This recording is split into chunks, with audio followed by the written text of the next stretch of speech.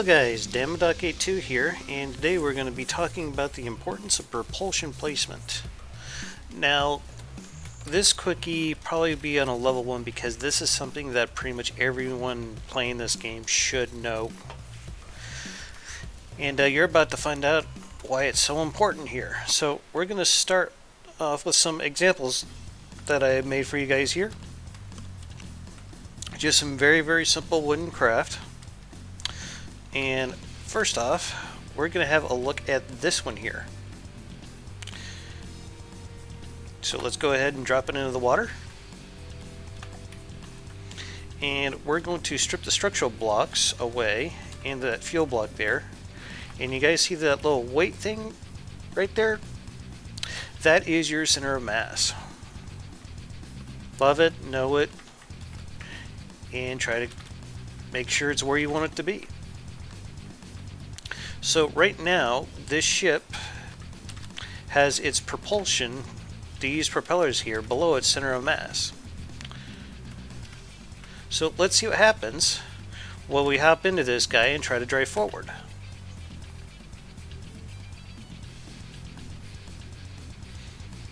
Oh yeah, we're getting some air off of that guy, look at that.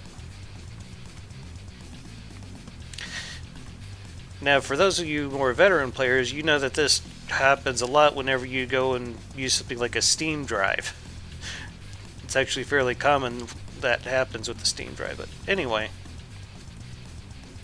So, now we've got to look at that guy. Let's go ahead and reel it back in.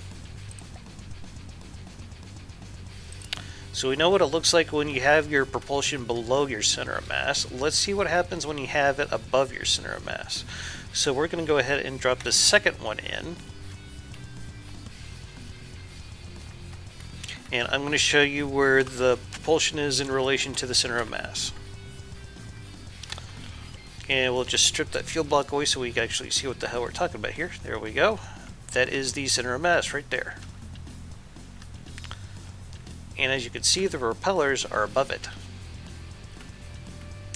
So let's give this thing a little gas and see what happens. As you can see, it's pretty erratic because the back of the ship keeps pushing the front of the ship down to the water because it's out of line with the center of mass. And it's going to make the whenever the front of it's getting pushed into the water, it's going to lift your propellers up out of the water, and they're not going to get a good bite into the water. So, next one up, we'll try the Goldilocks one, as I like to call it. This is an example where we have our center of mass perfectly in line with our propulsion. Actually, let's just go ahead and drop it into the water first. There we go.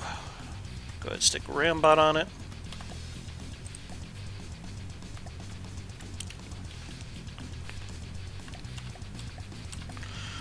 Alright, so let's go ahead and strip all that shit out of there. And there's our center of mass, and it is perfectly in line with our thrust. So let's give it a little bit of gas and see what happens.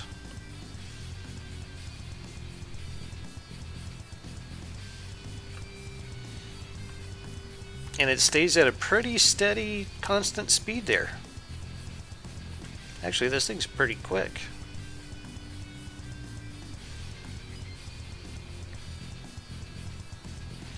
But yeah, as you can see, it's a hell of a lot more stable than those last two ones were. And this is why center of mass is so important in from the depths. This also holds true with aircraft as well. You'll get a lot of the same results if you don't have your center of mass in line with your propulsion. Tanks, that's kind of a different story altogether. But